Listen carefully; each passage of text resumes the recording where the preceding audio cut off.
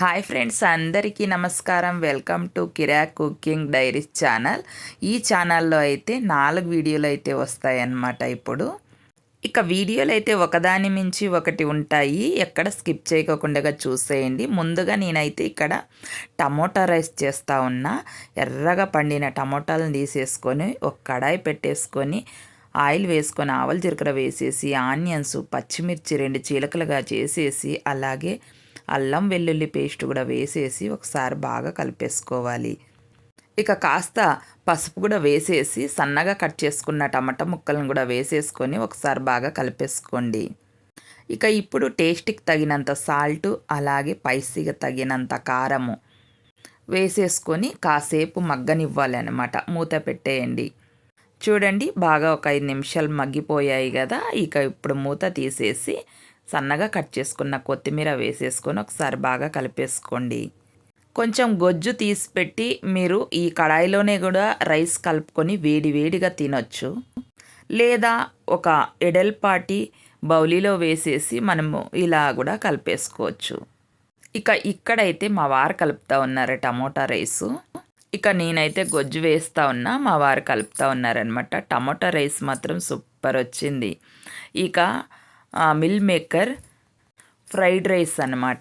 ఇప్పుడైతే మిల్ మేకర్ని వేడి నీళ్ళల్లో నానబెట్టాలి.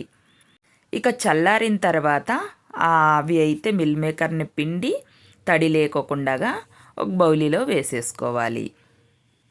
ఇక ఈ మిల్ మేకర్ కర్రీని అయితే ఇష్టపడిన వాళ్ళు ఎవ్వరు ఉండరు. చాలామందికి, నాకు తెలిసి చాలామందికి ఇష్టమే ఉంటుంది. ఇక ఒక కడాయి పెట్టేసుకొని బాగా మిల్ మేకర్ని అయితే వేయించాలన్నమాట. కొంచెం ఆయిల్ కూడా వేసేసుకొని వేయించండి. ఈ మిల్ మేకర్ అనేది కడాయికి అంటుకోకుండా బాగా వేగుతాయి. ఇలా వేయించుకొని చేస్తేనే ఈ మిల్ మేకర్ అనేది రైస్ టేస్ట్ సూపర్గా ఉంటుంది. చూడండి, మిల్ మేకర్ని అయితే ఇలా వేయించుకున్నాం కదా. ఇప్పుడు ఒక కడాయి పెట్టేసుకొని ఆయిల్ వేసుకొని అలాగే ఆనియన్స్ వేసేసుకొని అలాగే చీలికలు పచ్చిమిర్చి కూడా వేసేసుకొని బాగా కలిపేసుకోండి. అలాగే కాస్త పసుపు అలాగే అల్లం వెల్లుల్లి పేస్టు వేసేసుకొని ఒకసారి బాగా కలిపేసుకోండి. నా ఛానల్ కొత్త ఛానల్ అయినా చాలా బాగా సపోర్ట్ చేస్తున్నారు. ఇలాగే మీ సపోర్ట్ ఉండాలని మనస్ఫూర్తిగా కోరుకుంటున్నా. ఇక కొన్ని టమాటో ముక్కలు వేసేసి అలాగే టేస్ట్కి తగినంత సాల్టు స్పైసీకి తగినంత కారము వేసేసుకొని ఒకసారి బాగా కలిపేసుకోండి. ఇక ఇప్పుడు కొన్ని నీళ్ళు వేసేసుకొని ఇక బాగా కలిపేసుకోండి. కొంచెం గుజ్జు మాదిరిగా అయ్యింది కదా. ఇప్పుడైతే మనము వేయించుకున్న మిల్ మేకర్ని వేసేసి బాగా కలిపేసుకోండి. ఇప్పుడు మీకు గొజ్జు ఎక్కువ కావాలనుకుంటే ముందే మీరు నీళ్ళు ఎక్కువ వేసుకొని గొజ్జు ఎక్కువగా చేసుకోండి. ఈ మాత్రమే చాలనుకుంటే కొన్ని వేసుకున్నా పర్వాలేదన్నమాట. ఇప్పుడైతే మనము ఇక అన్నం వేసేసుకొని ఒకసారి బాగా కలిపేసుకుందాం.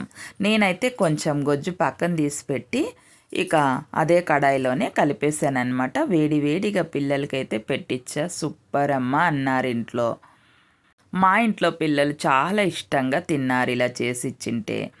ఇక ఒక కడాయి పెట్టేసుకొని ఆయిల్ వేసేసుకొని ఆనియన్స్ వేసేసి కట్ చేసిన టమాటా ముక్కలను కూడా వేసేసుకొని కాస్త పసుపు వేసేసుకొని స్పైసీగా తగినంత కారము టేస్ట్కి తగినంత సాల్ట్ వేసేసుకోండి. ఇదైతే సబ్బాక్ కర్రీ అన్నమాట. చాలా ఈజీగా చేసేసుకోవచ్చు. టేస్ట్ కూడా అంతే ఉంటుందన్నమాట. సూపర్ అంటే సూపర్ టేస్టీగా ఉంటుంది. ముందుగా కట్ చేసుకున్న కడిగి పెట్టుకున్న సబ్బాకును వేసేసి మూత పెట్టేసి మగ్గిన తర్వాత అల్లం వెల్లుల్లి పేస్ట్ అంటూ అదే నోటికి వస్తూ ఉంది. ఇది కొత్తిమీర వెల్లుల్లి పేస్ట్ అనమాట. వేసేసుకొని ఒకసారి బాగా కలిపేసుకోండి. ఇక చూడండి, టేస్ట్ అయితే సూపర్ ఉంటుంది. బాయ్. వేస్తా ఉన్నా బజ్జీలకి అయితే లావు మిరపకాయలు దొరకలేదనమాట. ఈ వీటితోనే వేస్తా ఉన్నా బజ్జీలు. ఇక ఎలా వస్తాయి, ఎక్కువగా నేను బళ్ళారి నుంచే తెచ్చుకుంటుంటుంది బజ్జీ మిరపకాయలు.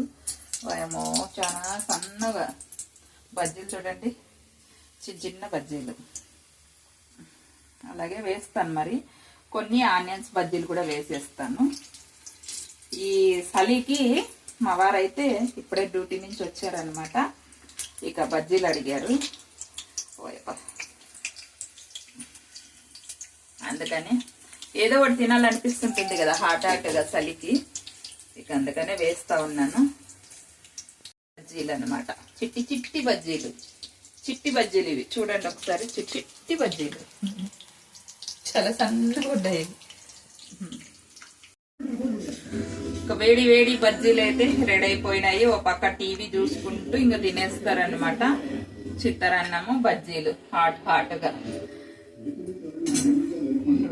చిట్టి బజ్జీలు మీకోసరం కూడా తినండి. బాయ్ మరి.